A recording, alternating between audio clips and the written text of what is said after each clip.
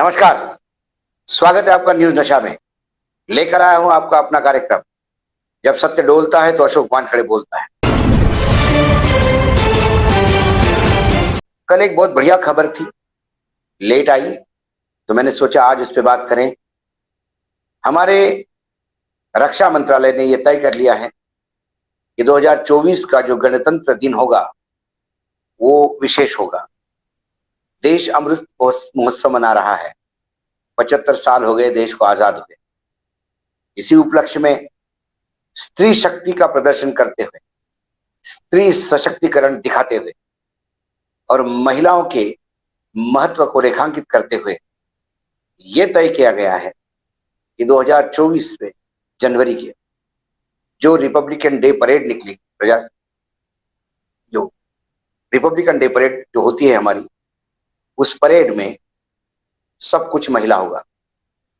मतलब संचालन करने वाले तमाम अलग अलग संगठनों के जो ट्रूप्स आते हैं उसमें महिलाएं होगी। परेड को लीड महिला करेगी।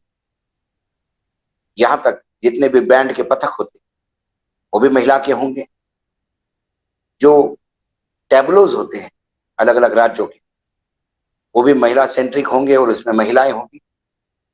कुल मिलाकर महिलाओं का जोश, महिलाओं की शक्ति, स्त्री शक्ति का एक प्रदर्शन भारत 2024 के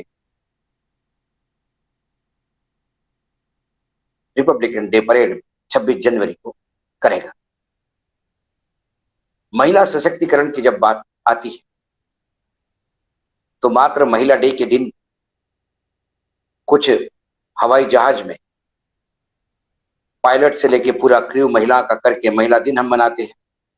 स्त्री शक्ति पुरस्कार देके हम महिला दिन मनाते हैं। लेकिन हमारे देश की आधी आबादी आज किस स्थिति में है, यदि उसका आकलन करें तो लगता है सरकार का ये सशक्तिकरण और ये जो प्रयास है 26 जनवरी का, ये मात्र दिखावा है।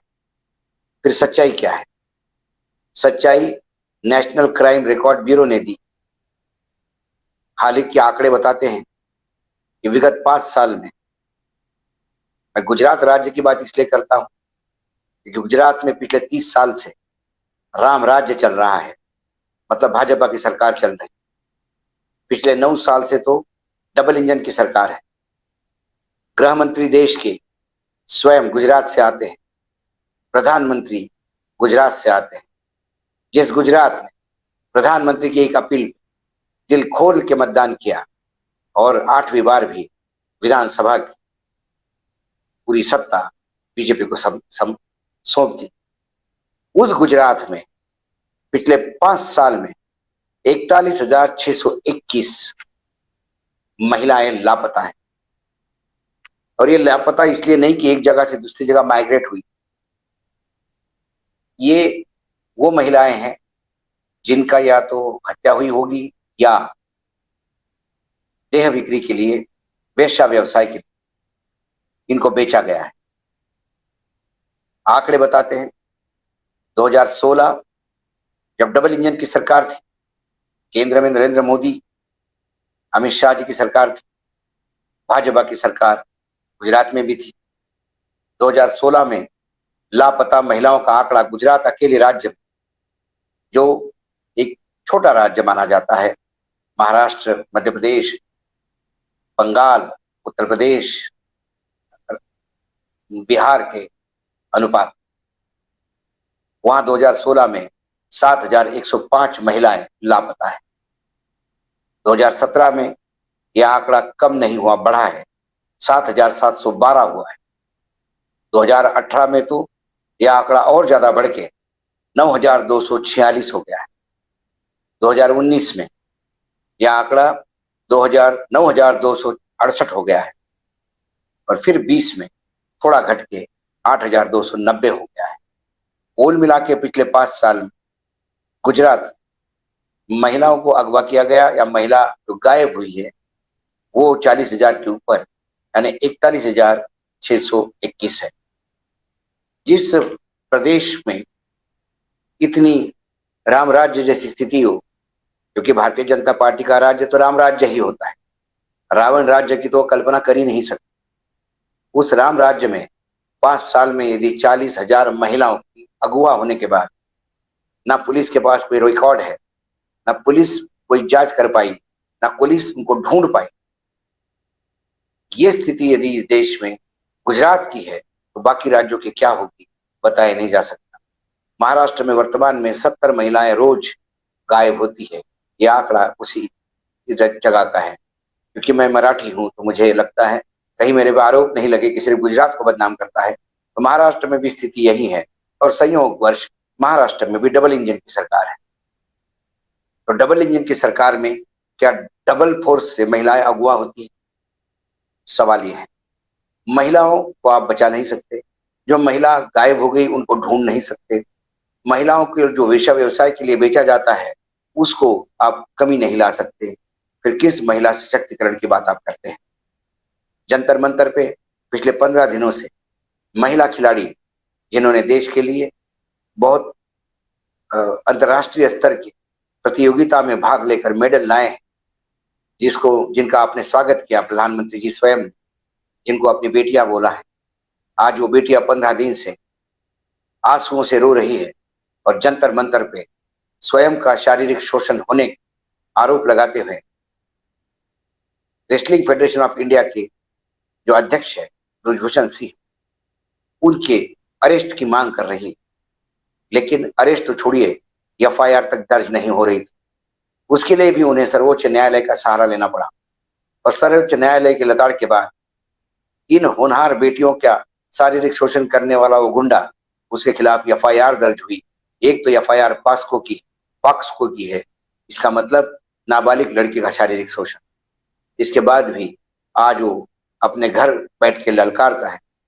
उसका सुरक्षा कवच ये है जो भाजपा का सांसद, वो एक गुंडा है जो 3-4 सीटों को मदद कर सकता है। भारतीय जनता पार्टी क्या गुंडों के भरोसे जीतने वाली पार्टी हो गई है?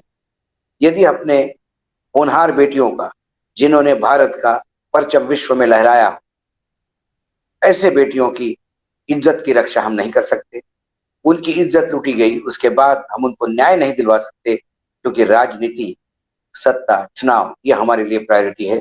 तो फिर महिलाओं के सशक्तिकरण की बात आप किस मुंह से कर रहे हैं? सत्य यही डोलता है। चाहे आप परेड पे पूरे महिलाओं की परेड करवाइए, चाहे आप किसी मंत्रालय में पूर्ण रूप से महिलाओं को बिठाइए, चाहे देश की सारी एयरलाइंस महिलाओं की पायलट के द्वारा उड़ाइए, इससे महिला को राष्ट्रपति बनाइए, क्या इससे आम सामान्य जो महिला है, जो 2 टाइम की रोटी के लिए स्ट्रगल कर रही है, क्या उसके जीवन में कोई बदलाव आता है? ये सिंबॉलिक होते हैं। महिला राष्ट्रपति है, महिला स्पीकर है, महिलाओं के उत्थान की बात होती है, ये सब सिंबॉलिक है, ये ऑर्नामेंटल है। जैसे हम गहने पहनते हैं, कहीं समारंभ में जाते हैं, वैसे गहने हैं। लेकिन हमारी रोजमर्रा की जिंदगी में क्या महिला सुरक्षित है? क्या दिल्ली में एक रेप कैपिटल का दर्जा था, तब भाजपा आंदोलित हुई थी शीला दीक्षित के समय, क्या उसके बाद बलात्कारों में कमी आई? नहीं आई। क्योंकि बलात्कारी जब जेल से छुट के आते हैं, यही समाज में उनका स्वागत होता है। बिल्किस बानो मात्र मुस्लिम होने की वजह से उसके स्त्री होने पे यदि आप सवाल उठाते हैं या उसके बलात्कारी को आप महिमा मंडित करते हैं, तो फिर सवाल उठता है, क्या आप वाकई महिलाओं की इज्जत करते हैं, महिलाओं का सशक्तिकरण की बात करते हैं, या ये सब शो बिजनेस है? आपको कोई ना कोई इवेंट चाहिए होता है और उस इवेंट का गाजा बाजा करके जो वास्तविक प्रश्न इस देश में है उसके ऊपर चद्दर डालने का प्रयास होता है। महिलाओं को परेड में पूर्ण रूप से परेड महिलाओं की हो, ये उनकी डिमांड नहीं है। महिलाओं की डिमांड रिजर्वेशन की नहीं, महिलाओं की डिमांड सामाजिक सुरक्षा है। इन भेड़ियों से जो लगातार उनकी इस्मत के साथ खेलते हैं।